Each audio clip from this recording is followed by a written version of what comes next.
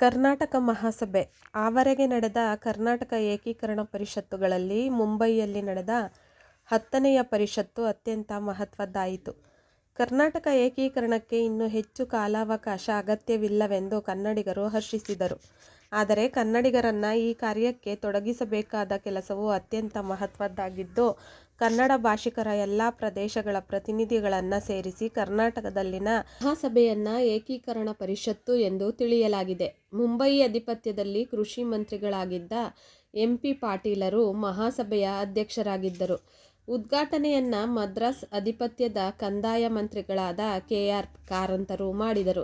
ಈ ಮಹಾಸಭೆಯಲ್ಲಿ ಕರ್ನಾಟಕ ಪ್ರಾಂತಿಕ ಕಾಂಗ್ರೆಸ್ ಸಮಿತಿ, ಕರ್ನಾಟಕ ಏಕೀಕರಣ ಸಂಘಗಳೇ ಅಲ್ಲದೆ ಅನೇಕ ಕನ್ನಡ ಸಂಸ್ಥೆಗಳು ಮತ್ತು ಮುಂಬಯಿ, ಮದ್ರಾಸು, ಹೈದರಾಬಾದ್ ಮತ್ತು ಮೈಸೂರು ಶಾಸನ ಸಭೆಗಳಲ್ಲಿ ಸದಸ್ಯರಾಗಿದ್ದವರು ಮಾತ್ರವಲ್ಲದೆ ಕರ್ನಾಟಕದ ಪ್ರಮುಖ ನಗರಸಭೆಗಳ ಮತ್ತು ಸ್ಥಳೀಯ ಲೋಕಲ್ ಬೋರ್ಡ್ಗಳ ಅಧ್ಯಕ್ಷರು ಮತ್ತಿತರರು ಪಾಲ್ಗೊಂಡಿದ್ದರು. ಕರ್ನಾಟಕದ ಮಹಾಸಭೆಯ ಸ್ವಾಗತ ಅಧ್ಯಕ್ಷ ಉರುವಕೊಂಡ ಚನ್ನಬಸಪ್ಪನವರು ಕನ್ನಡ ನಾಡು ಒಂದಾಗಬೇಕೆಂಬ ವಿಚಾರದಲ್ಲಿ ಯಾರದೂ ಭಿನ್ನಾಭಿಪ್ರಾಯವಿಲ್ಲ, ಕಾರ್ಯಸಾಧನೆಯ ವಿಚಾರದಲ್ಲಿ ಮಾತ್ರ ಭಿನ್ನಾಭಿಪ್ರಾಯಗಳಿರಬಹುದು ಎಂದು ತಿಳಿಸಿದರು.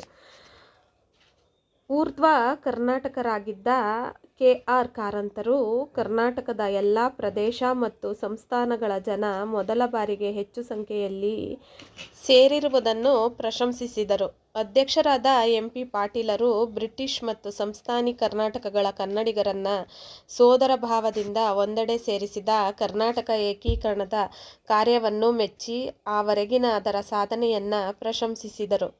ಭಾರತಕ್ಕೆ ಸ್ವಾತಂತ್ರ್ಯವು ಹೇಗೋ ಕರ್ನಾಟಕಕ್ಕೆ ಸ್ವಾಯತ್ತತೆಯೂ ಹಾಗೆ ಎಂದು ಕರ್ನಾಟಕ ಏಕೀಕರಣದ ಔಚಿತ್ಯವನ್ನು ಪ್ರಸ್ತಾಪಿಸಿ, ಕರ್ನಾಟಕದಲ್ಲದ ಒಂದು ಗುಂಜಿ ತೂಕದ ಮಣ್ಣು ನಮಗೆ ಬೇಡ, ಇತರರ ನ್ಯಾಯವಾದ ಹಕ್ಕು ಬಾಧ್ಯತೆಗಳನ್ನು ಆಕ್ರಮಿಸುವುದು ನಮಗೆ ಬೇಕಾಗಿಲ್ಲ, ಆದರೆ ಕರ್ನಾಟಕದ ಒಂದಂಗುಲ ನೆಲವು ನಮ್ಮ ಕೈತಪ್ಪಿ ಹೋಗುವುದನ್ನು ನಾವು ಸಹಿಸಲಾರೆವು ಎಂದು ಕನ್ನಡಿಗರ ಅಭಿಪ್ರಾಯಗಳನ್ನು ಸ್ಪಷ್ಟಪಡಿಸಿದರು.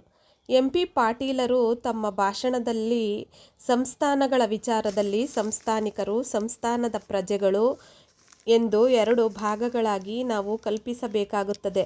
ಇದರಲ್ಲಿ ಎರಡನೆಯ ವರ್ಗದವರಿಂದ ನಮಗೆ ಯಾವ ಬಗೆಯ ವಿರೋಧವೂ ಇಲ್ಲ.